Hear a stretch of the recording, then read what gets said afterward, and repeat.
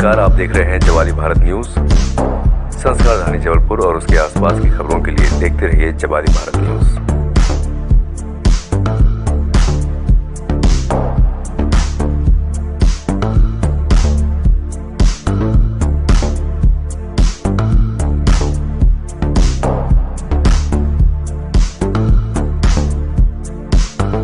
मकर संक्रांति की आस्था में लोगों ने कोविड गाइडलाइन को भी डुबो दिया है। जबलपुर में गौरी घाट से लेकर नर्मदा तटों पर सुबह से रात तक लोगों का हुजूम उमड़ता रहा। भंडारे भी बेरोक टोक जारी रही सही कसर राइट टाउन स्टेडियम में पतंगबाजी महोत्सव में निकाल ली गई। इस समारोह में पहुंचे सांसद राकेश सिंह ने पतंग उड़ाकर लोगों को मकर संक्रांति की बधाई दी। हालांकि उनकी मौजूदगी में सोशल डिस्टेंस का नियम टूटता रहा। जबलपुर के बेड़ा घाट, कुआरी घाट, तिलवारा घाट, रेतनाका सहित अन्य घाटों पर मकर संक्रांति की डुबकी लगाने बड़ी संख्या में लोग पहुंचे। प्रशासन ने समूह स्नान और भंडारे पर रोक लगाने की बात कही थी। घाट पर बार बार लोगों को माइक से सतर्क भी किया जा रहा है, पर लोग कोविड गाइडलाइन से बेपरवाह नियमों की धज्जी उड़ा रहे हैं।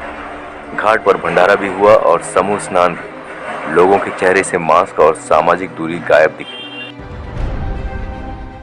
जबलपुर से बांद्रा के बीच संचालित सुपरफास्ट फेस्टिवल स्पेशल ट्रेन शुक्रवार को पटरी से उतर गई। हादसा उस समय हुआ जब ट्रेन को कोचिंग डिपो से स्टेशन लाया जा रहा था। प्लेटफॉर्म नंबर 3 के पास यह हादसा हुआ। स्लीपर कोच के 4 पहिए पटरी से उतर गए। 3 दिन में ये दूसरा हादसा है। इसके पहले पार्सल स्पेशल ट्रेन की कोच पटरी से उतर गए थे। इस हादसे के चलते ट्रेन को 4 घंटे रीशेड्यूल किया गया है। रेल प्रशासन की ओर से बताया गया है कि पहले ट्रेन को रात 10 बजे रीशेड्यूल किया गया था, पर कोच को 2.5 घंटे में ही पटरी पर चढ़ा दिया गया। अब ट्रेन को रात 10 की बजाय 1 घंटा पहले रात 9 बजे रवाना किया जाएगा। यात्री 139 पर कॉल करके अपडेट लेते रहे। मैसेज और स्टेशन पर उद्घोषणा कर यात्रियों को इसकी सूचना दी गई।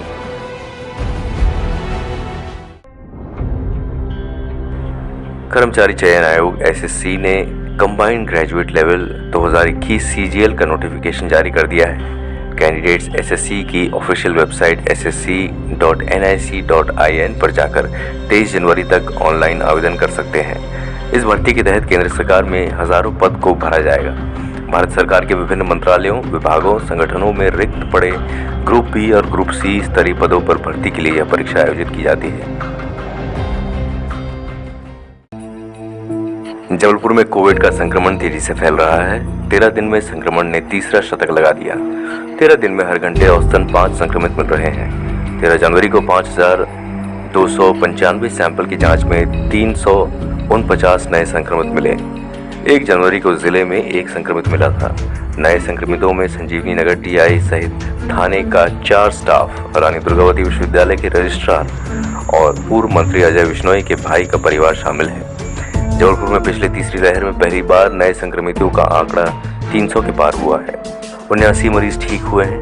जिले में एक्टिव मरीजों की संख्या बढ़कर 1587 हो गई है। वहीं 1 जनवरी से 13 जनवरी के बीच मिलने वाले नए संक्रमितों की बात करें तो अब तक 1727 लोग संक्रमित हो चुके हैं। वहीं ठीक होने वालों की संख्या 285 हो चुकी है। जबलपुर में 26 साल की अनुष्का भाटिया बैम्बू यानी बांस से साबुन, शैम्पू और क्रीम सहित 21 प्रोडक्ट बना रही हैं। अनुष्का ने अपनी जरूरत का बैम्बू भी उगा रखा है। 4 साल पहले पिता चाइना से उनके लिए बैम्बू साबुन लाए थे।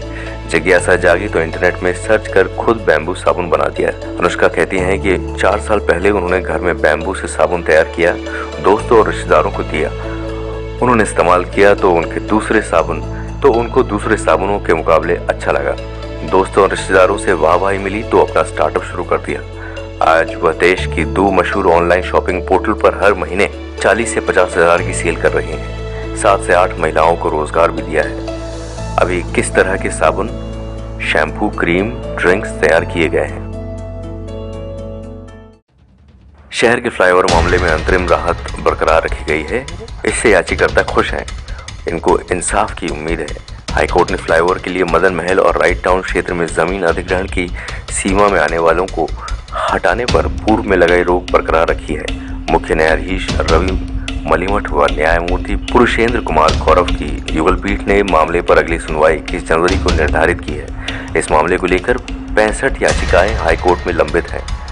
हाईकोर्ट के पूर्व न्यायमूर्ति SS झा व जस्टिस PP नावलेकर सहित अन्य ने याचिकाएं दायर कर उचित मुआवजे की मांग की है। अधिवक्ता अंशुमन सिंह ने अवगत कराया है कि राइट टाउन क्षेत्र में नगर निगम ने कुछ लोगों को नोटिस जारी किए थे और मुआवजे के लिए दस्तावेज पेश करने कहा था। बाद में नगर निगम ने यहां के लोगों को यह कहते हुए मुआवजा देने से इनकार कर दिया कि ये अतिक्रमण है। यह दलील भी दी गई कि यहाँ पहले से 36 मीटर सड़क है, लेकिन कोर्ट ने बताया कि पिछले मास्टर प्लान में यहाँ 30 मीटर सड़क दिखाई गई है। उन्होंने बताया कि दूसरी ओर मदन महल में लीज धारकों को भी मुआवजा नहीं दिया जा रहा है।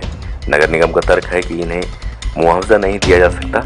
याचिकाकर्ताओं की ओर से कहा गया है कि उनके पास स्थायी पट्टा है और वे नियमित रूप से लीज रिन्यू भी कराते हैं और लीज रेंट भरते हैं। नियमानुसार स्थायी पट्टाधारकों को अपनी जमीन के बदले मुआवजा पाने का पूरा अधिकार है।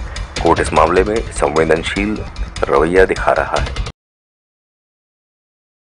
सफाई कार्यों में लापरवाही बरतने वालों के खिलाफ कार्रवाई शुरू हो गई है।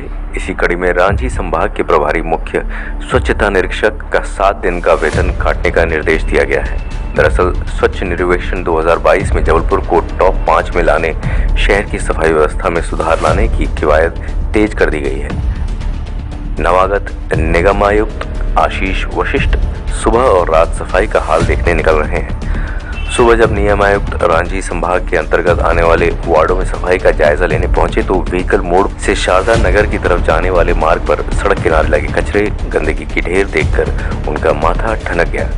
उन्होंने तुरंत CSI अनिल मिश्रा को तलब किया और सफाई कार्य में लापरवाही बरतने पर 7 दिन का वेतन काटने का निर्देश दिया। साथ ही मौके पर ही मानव संसाधन व मशीनरी लगवाकर सफाई कराई गई।